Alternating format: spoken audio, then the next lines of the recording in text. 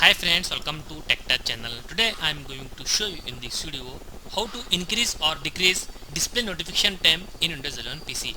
So before start the video, please subscribe my channel for more latest video.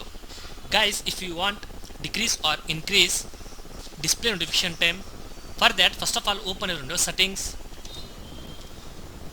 then click on accessibility, then click on visual effects. Now you can see here dismiss notification after this amount of time. Click here. From here you can select which one you want. 5 seconds, 7 seconds, 15 seconds, 30 seconds, 1 minute and 5 minutes. You can select which one you want. For example 7 seconds. That's it guys. So in this way you increase and decrease display notification time in Windows 11 PC. Thanks for watching friends. Hope you like this video. If you like this video, please like, share and don't forget to subscribe my channel.